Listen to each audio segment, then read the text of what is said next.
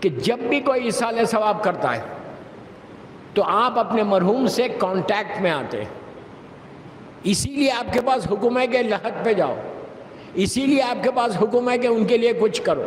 یہ شکر ادا کرو کہ در اہل بیت سے وابستہ ہیں تو ہم کو پتہ چلو، لیکن عام طور پہ مسلمانوں کے پاس نہیں. لیکن ہم معصومین سے وابستہ ہیں، یہ معصومین کے ارشادات ہیں جو میں آپ کے سامنے پیش کر رہا ہوں. یہ اتنا ضروری ہے کہ ہمارے پاس یہ نہیں ہے کہ مر گئے تو چھوڑ دو ان کو لے کے جا کے، بالکل ان سے پھر ہمارا کوئی کانٹیکٹ نہیں. آپ 24/7 24 گھنٹے اپنے ماں باپ سے کانٹیکٹ میں آ سکتے، اور آنا بھی چاہیے. اس لیے آنا چاہیے کہ ان کی دعا وہاں سے لگے گی آپ کو. اگر تم بھول جاؤ گے تو دعاؤں کا دروازہ بند ہو جائے گا. اگر تم بھول جاؤ گے تو پھر وہ تمہارے لیے کچھ نہیں کریں گے. اگر تم کچھ کرو گے ان کے لیے، چھوٹے سے چھوٹا تحفہ، اتنا چھوٹا تحفہ، مثال کے طور پہ آپ نے ایک سلوات پڑھی اور سلوات پڑھ کے کہا کہ اللہ اس کا ثواب تو میری ماں کو دے دے، وہ بھی پہنچتا ہے. آپ 1000 مرتبہ سلوات پڑھ رہے، دن بھر چلتے پھرتے پڑھ رہے، بے انتہا ثواب جتنا کریں گے. تو اسی لیے کہا کہ 24 گھنٹے کچھ نہ کچھ اپنے مرحومین کے لیے بھیجتے رہو، خاص طور پہ تمہاری ماں ہو، تمہارا باپ. بھولو مت، اگر بھول گئے تو اللہ پھر آپ کو بھول جائے گا. رب اغفر لی ولوالدی، یہ ایک دعا ہے. کیا دعا ہے کہ ہم دعا کر رہے ہیں پروردگار سے؟ غور سے سنو، قرآن کی آیت کہ پروردگار تو رحم کر ہمارے والدین کے اوپر اور مومنین اور مومنات پر. کس چیز کے لیے؟ ان کے حساب میں رحم کر. دوستو آپ انصاف سے بولو، کبھی ہم سوچتے ہیں کہ کوئی میرا حساب لینے والا ہے، مجھے بھی حساب دینا ہے؟ کبھی میرے ذہن میں آتا ہے کہ میں بھی حساب دوں گا کسی کو؟ ہم کو حساب لینا بہت اچھا آتا، یاد رکھو دینا بھی ہے. تم دنیا میں جیسے حساب لے رہے نا، تمہارا حساب کوئی اور بھی لے گا، کوئی اور لے گا، اور ایسا لے گا کہ وہاں پہ تم انکار نہیں کر سکتے، ڈینائی نہیں کر سکتے. اور ایک ایک لمحے کا حساب ہے. اس کے لیے کہا کہ روزانہ پکار کے اللہ کی بارگاہ میں دعا کرو کہ رب اغفر لی ولوالدی، پروردگار تو رحم کر ماں باپ پر، ان کے حساب میں، مومنین اور مومنات کے اوپر. یہ اتنا ضروری ہے دوستو. اپنی یہ زندگی لکھنؤ میں یہ سوچ کے گزارو کہ مجھے کچھ کرنا ہے، مجھے کچھ کرنا ہے، اپنے لیے نہیں، اپنی آخرت کے لیے کرنا ہے. یہ دنیا میں تو آپ جتنا دن چاہے رہ جائیں، کوئی انسان کتنا رہتا؟ 50 60 70 80، اس کے بعد جانا تو ہے. جتنا آپ نے انویسٹمنٹ کیا ہے، میں تھوڑا سا اور کلیئر کرتا بات، غور سے سنو. جتنا آپ کا انویسٹمنٹ ہے، انویسٹمنٹ سمجھ رہے میں کیا بولنا چاہ رہا ہوں؟ پراپرٹی خریدی آپ نے، فلیٹ خریدا، بنگلہ خریدا، شاپس میں، بزنس میں، شیئر مارکیٹ میں، ہر طرف جہاں پہ بھی آپ کر رہے ہیں انویسٹمنٹ کر رہے ہیں نا، پورا انویسٹمنٹ یہاں پہ ہے، زمین کے اوپر ہے ہر انویسٹمنٹ. میں کیوں کر رہا انویسٹمنٹ؟ کہ ریٹائرمنٹ کے بعد جب میں ریٹائرڈ ہو جاؤں تو میں آرام کے ساتھ لکھنؤ میں زندگی گزاروں. آپ پراپرٹیز کیوں خرید رہے؟ کرایہ پہ کیوں دے رہے؟ جاب ختم ہو جائے گی تو کم از کم کچھ تو ملے گا. جتنا انویسٹمنٹ ہے آخرت کے لیے نہیں ہے، زمین کے اوپر ہے ہمارا سارا انویسٹمنٹ. لیکن آپ سوچ رہے ہیں کہ ہزاروں ڈالر آپ نے بینک میں انویسٹ کر دیا، پراپرٹیز لے لیے، گھر بنا لیے. یہ کب تک رہے گا؟ جب تک تم زندہ رہو گے. ایک دفعہ تمہاری سانس نکلی، وہ سارے کا سارا چلا گیا. کوئی اور انجوائے کرے گا، حساب تم دو گے. جتنا انویسٹمنٹ ہے زمین کے اوپر ہے. میں اب یہ فاطمیہ میں اس امام بارگاہ کی اس مجلس میں یہ پوچھنا چاہتا، یا کوئی ایسا بیٹھا ہوا ہے کہ جس نے اپنا انویسٹمنٹ نیچے بھی کیا ہے؟ میں پوچھ رہا، کبھی سوچا یہ بات؟ لیکن ایک چیز یاد رکھو، میں ہتھیلی پہ جنت دینے والا مولوی نہیں کہ یہ کر لو جنت مل گئی. نہیں، جو معصوم نے کہا اس پہ جنت ہے. معصومین کہہ رہے ہیں جتنا انویسٹمنٹ ہے تم نیچے کا کرو، کوشش کرو. میں یہ نہیں بول رہا کہ زمین کے اوپر تم سب چیز بیچ دو، یہ مطلب نہیں. یہاں پہ بھی ربنا آتنا فی الدنیا حسنہ ہے ہمارے پاس، دنیا اور آخرت دونوں ہے. لیکن کوشش تو کرو، کچھ تو کرو. کبھی تو سوچو کہ مجھے انویسٹمنٹ نیچے کے لیے بھی کرنا ہے. پوری دنیا میں جاتا ہوں، آج تک کوئی مومن ایسا نہیں ملا. 5% ہوں گے، 10%، 90% نہیں. کہ کہا مولانا کوئی ایسی چیز بتاؤ جو نیچے ہمارے کام آ جائے. آپ کتنے خاموش سن رہے نہیں. نیچے کا تصور ہی نہیں ہے, نیچے کے بارے میں سوچنا بھی نہیں چاہتے. نہج البلاغہ میں مولا کے خطبے پڑھو, ہندی میں بھی آ گئی, انگلش میں بھی موجود ہے. مولا کیا بول رہے ہیں؟ اب عرفے کا دن آ رہا, مولا حسین کی وہ دعا پڑھو. اب فاطمین کی مجلس میں بتاؤں گا, درگاہ کی مجلس میں, کہ وہ دعا کیا ہے عرفے کے دن کی. اس کے بعد جو مجلس ہے وہ دعا پڑھو, مولا حسین کی دعا ہے, عابد بن رامی کی نہیں. مولا حسین کیا بول رہے ہیں؟ کتنا تڑپ کے حسین ابن علی, کائنات کا مالک, زمین اور آسمان کا مالک حسین ابن علی, وہ تڑپ کے بول رہا ہے اس دعا میں. دعائیں مشلول اٹھا کے دیکھو, دعائیں ابو حمزہ سمالی اٹھا کے دیکھو, چوتھے امام کی دعا. ساری دعاؤں میں معصومین نے نیچے کے بارے میں بات کیا کہ نیچے کے لیے کچھ کرو. دوستو یہی چیز کام آنے والی ہے, اور کوئی چیز کام نہیں آئے گی. محبت اہل بیت ہے اور یہ اعمال ہے تو تمہارا بیڑا پار ہے. کنڈیشن محبت اہل بیت کا ہے, الحمدللہ سب کے پاس. ولایت امیر المومنین ہے تو سب کچھ ہے. لیکن مولا کیا بول رہے ہیں کہ کوئی نہ کوئی کام ایسا اپنی زندگی میں کرو. کہتے ہیں کہ صبح ہوتی ہے اور شام ہوتی ہے, شام میں چیک کرو اپنا حساب خود. شام میں چیک کرو کہ صبح سے شام تک میں نے کیا کیا, اپنے لیے نہیں, اس کے لیے, معصوم کے لیے ہم نے کیا کیا. شام میں روزانہ چیک کرو. یہ مہینہ برکتوں والا, رحمتوں والا مہینہ ہے. یہ مہینہ ولایت کا مہینہ ہے. اس ولایت کا واسطہ دے کر اللہ کی بارگاہ میں دعا کرو. جتنا ہو سکے اس مہینے میں استغفار کرنا ہے, سوری بولنا ہے. جتنا بولو گے اتنا تمہارے درجات بلند ہوں گے. مرحومین کا فائدہ, تمہارا فائدہ. دوستو عجیب بات ہے کہ ہم جو بھی پلان کر رہے ہیں اپنے لیے پلان کر رہے ہیں. اپنے لیے تو انسان خود پلان کر رہا, لیکن سوچو اپنے لیے تو جانور بھی زندہ رہتا, دوسروں کے لیے زندہ. Do some thing in your life. میں یوتھ کو بول رہا ہوں, اپنی زندگی میں کچھ ایسا کام کرو کہ جو تمہارا ہمیشہ کا انویسٹمنٹ رہے, یہاں بھی, ہیئر اینڈ ہیئر آفٹر. اگر وہ انویسٹمنٹ تم کو مل گیا تو سمجھو تمہارا بیڑا پار ہے. ورنہ آپ خود سوچو, زندگی کا کوئی بھروسہ ہے؟ کوئی لائف کا کوئی گارنٹی ہے؟ کوئی نہیں دے سکتا گارنٹی. چلتے چلتے انسان ختم ہو جاتا. کیا لے کے جا رہے ہیں؟ کیا چیز ہمارے پاس ہے؟ یہ ذہن میں نکال دو کہ میرے پاس بہت اعمال ہے. یہ ذہن سے نکال دو کہ میں بڑا نیک ہوں. یہ ذہن سے نکال دو کہ میں نے بڑی عبادتیں کی ہیں. یہ ذہن سے نکال دو کہ میں نے بڑے ڈونیشنز دیے. حکم یہ ہے کہ جتنی نیکیاں تم کرتے ہو اس کو بھول جاؤ اور گناہ کو یاد رکھو. میں کیا بول رہا ہوں؟ جتنی نیکیاں بھول جاؤ. کیوں؟ اگر نیکی یاد رہے گی تو پھر تم استغفار نہیں کرو گے. سمجھ رہے آپ؟ اور شیطان صرف تم کو نیکی کو یاد رکھواتا, گناہوں کو نہیں. ہم کبھی بھی نہیں سوچتے کہ میں نے کوئی گناہ کیا ہے. کوئی سوچتا ہے؟ کوئی بھی نہیں سوچتا. ہم یہ سمجھ رہے کہ ہم سب سے زیادہ پائس, سب سے زیادہ پائس ہے.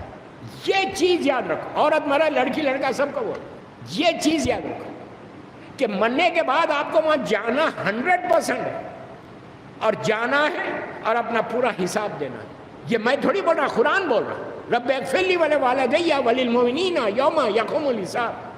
اللہ ان کے حساب میں کمی کر, ماں باپ کے. آپ انتہا زیادہ نیک ہوں گے, لیکن ہمارے چھوٹے گناہ ایسے کہ جس کو مولا دعائے کمیل میں یاد دلا رہے.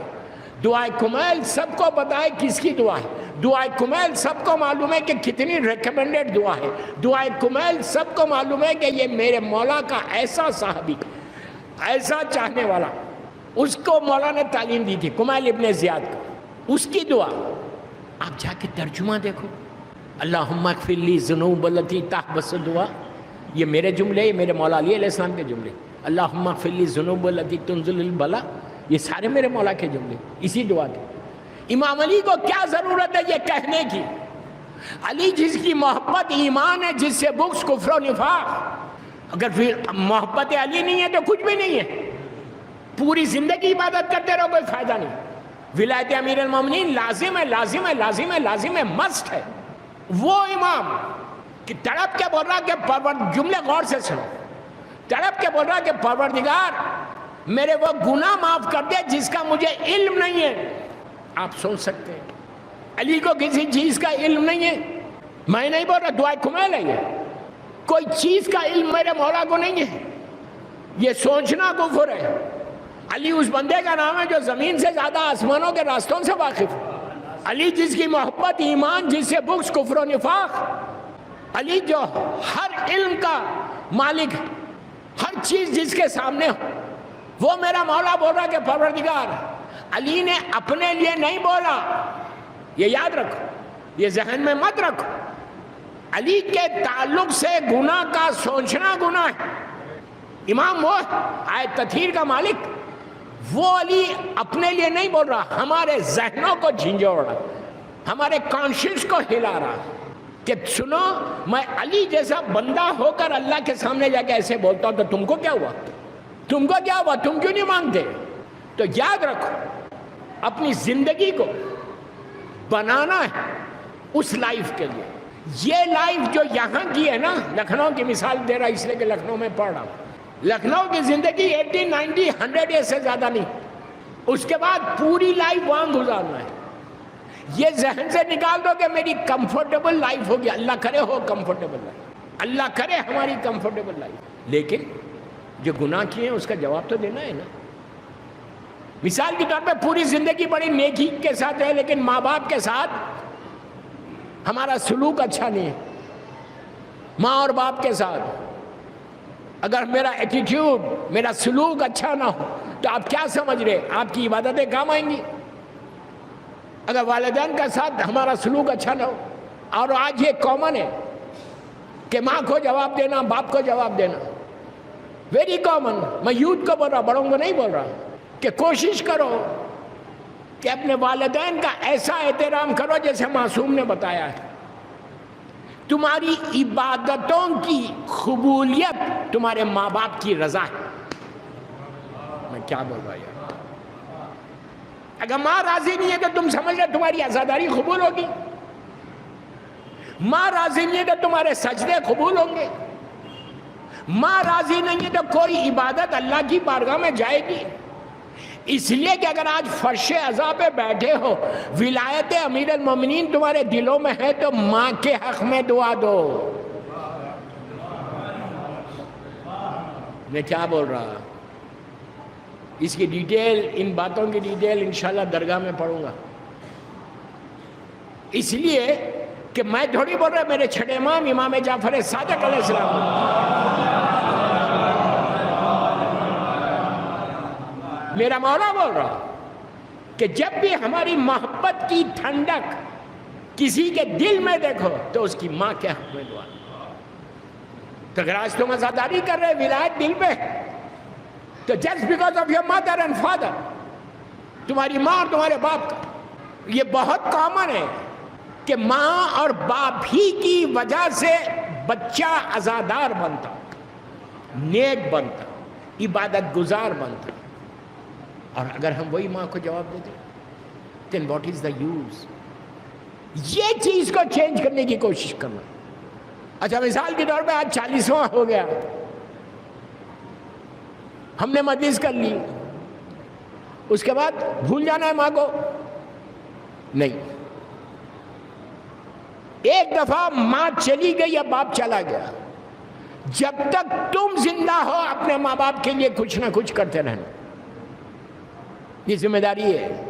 میں مرحومہ کے بچوں سے بول رہا ہوں، یہ آپ کی ذمہ داری ہے۔ ہر روز تمہاری ماں کے لیے کوئی نہ کوئی تم تحفہ بھیجنا، گفٹ بھیجنا، اس لیے کہ جب وہ تحفہ لے گی تو فرشتے یوں ہی نہیں دیتے، بلکہ بولا جاتا ہے کہ تیرے بیٹے نے اور تیری بیٹی نے بھیجا ہے، تو اس وقت ماں خوش ہوتی ہے کہ میری اولاد مجھے یاد کر۔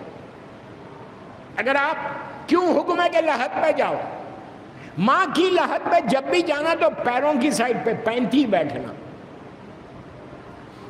باپ کی لحد پہ گئے تو سرانے بیٹھنا، جتنی دیر تم بیٹھو ماں باپ کی لحد، باتیں مت کر، ٹیلی فون پہ مت بات کر، گوسپ مت کر، جتنی دیر بیٹھو کچھ نہ کچھ پڑھتے رہو۔ آج کل تو کوئی ایشو ہی نہیں ہے، سب کے پاس موبائل فون ہے، پڑھنا نہیں آتا، قرآن کا سورہ پڑھنا نہیں آتا، کوئی بات نہیں، آپ ڈیوائن پل پہ جاؤ اور لگا دو، بیٹھ جاؤ، یاسین لگا دو، سورہ ملک لگا دو، ٹیلی فون وہاں پہ رکھو، بیٹھ جاؤ۔ یہ کوئی ضروری نہیں ہے کہ آپ ہی پڑھو، آپ سورہ یاسین لگا کے بیٹھ جاؤ، لیکن یہ نہیں کرنا کہ سورہ یاسین لگا کے بیٹھے اور دوسرے باتیں کر رہے۔ بیٹھو ماں کی لہر، ابھی میں بتاتا اس کا ثواب کیا ہے۔ باپ ہو ماں، یاسین بھی لگا، سورہ ملک بھی لگا، رحمان بھی لگا۔ اور ایک چیز دیتا ہوں، حدیث قصہ۔ آپ بولیں گے یار حدیث قصہ تو مجلسوں میں پڑھتے ہیں، گھروں میں پڑھتے ہیں، گھروں میں کیوں پڑھتے ہیں آپ حدیث قصہ؟ سب سے زیادہ ریکمنڈڈ حدیث ہے، سب سے زیادہ ریکمنڈڈ ہے۔ کیوں پڑھتے ہیں گھروں میں؟ اس لیے کہ برکت آتی، رحمت آتی، اللہ کا کرم ہوتا، اسی لیے پڑھتے ہو نا حدیث قصہ۔ ہم اس لیے پڑھتے ہیں کہ گھر میں رحمت آئے، گھر میں برکتیں آئے، اسی لیے پڑھ رہے ہو۔ لیکن ایک چیز یاد رکھو، لحد پہ جا کے ماں کی لحد ہو یا باپ کی لحد ہو، پلیز غور سے سننا، پیچھے والوں تک بول رہا ہوں کہ حدیث قصہ کا فائدہ دیکھو۔ کیوں پڑھنا؟ قبرستان میں جا کے کیوں پڑھنا؟ اس لیے کہ حدیث قصہ کا جو اینڈ ہے، جہاں حدیث قصہ ختم ہو رہی، وہاں دو معصوم کے جملے، اللہ کے رسول کے اور میرے مولا کے، جا کے ترجمہ دیکھ لو، میں نہیں بولتا کچھ، ترجمہ دیکھو گھروں کو جا کے، کہ جہاں حدیث قصہ اینڈ ہو رہی، ختم ہو رہی، وہاں اللہ کا رسول جو خود رحمت للعالمین، جو عالمین کے لیے رحمت بن کر آیا، وہ رسول میرے مولا سے بول رہا کہ یا علی، جہاں بھی یہ حدیث پڑھی جائے گی اس جگہ کو اللہ کی رحمتیں گھیر لیں گے۔ یہی ہے نا، جہاں بھی یہ حدیث پڑھی جائے گی اس جگہ کو اللہ کی رحمتیں گھیر لیں گی۔ اب آپ مجھے یہ بتاؤ، یہ قبرستان میں مردوں کو چاہیے کیا؟ کیا بول رہا ہے؟ کیا بول رہا ہے؟ کیا چاہیے ان کو؟ آپ کا پیسہ، سونا چاندی، ہیرے جواہرات، کیا چاہیے نیچے؟ صرف رحمت ہے خدا، اونلی رحمت۔ ایک چیز اور یاد رکھو، جہاں رحمت ہوگی پھر وہاں مصیبت نہیں ہوگی، مصیبت ختم ہو جاتی تو رحمت آ رہی، اور رحمت آ رہی معصومین کے صدقے میں، رحمت آ رہی بیوی کے صدقے میں، تو وہاں اللہ کا رسول گارنٹی دے رہا، اللہ کا رسول مولا کو بول رہے کہ یا علی جہاں پڑھی جائے گی وہاں رحمت آئے گی۔ تو اب اس سے زیادہ اور کیا چاہیے؟ بہترین تحفہ یہ ہوگا کہ تم اپنی ماں کی لحد پہ جاؤ تو وہیں پہ ٹیلی فون پہ یا خود پڑھ سکتے تو بیٹھ کے پڑھو اور دعا کرو کہ پروردگار تیرے حبیب کا وعدہ ہے کہ رحمت نازل ہوتی، میری ماں کی لحد پہ رحمت نازل کرو۔ مجھے پتا ہے ایسی خاموش سنیں گے، اس سے زیادہ کوئی فائدہ نہیں ہے دوستو، کوئی یوز ہی نہیں ہے۔ قبرستانوں میں جا کے باتیں نہیں کرنا، قبرستانوں میں جا کے گوسپ نہیں کرنا، بلکہ کوئی نہ کوئی تحفہ دے کے آنا۔ یہاں تک کہا گیا، آپ کو عجیب لگے گا، جب بیٹا یا بیٹی ماں کی لحد پہ بیٹھتی ہے، ماں تم کو نیچے سے دیکھ رہی، تم اوپر سے دیکھ رہی، تم تو نظر تو نہیں آ رہی، 5 منٹ بیٹھے اور اٹھ کے جانے لگے تو اس وقت نیچے سے ماں کہتی ہے بیٹا کچھ دیر اور بیٹھ جا، کچھ دیر اور بیٹھ جا کہ میں تجھے دیکھ لوں۔ بہترین عبادتیں بتائی گئی، یہ ایک عبادت یہ ہے کہ تم اپنی ماں کی لحد پہ جب بھی پریشانیوں میں خدا نہ خواستہ ہو، جب بھی تم سوچو تمہاری دعائیں قبول نہیں ہو رہی، go to your mother's grave and father's grave۔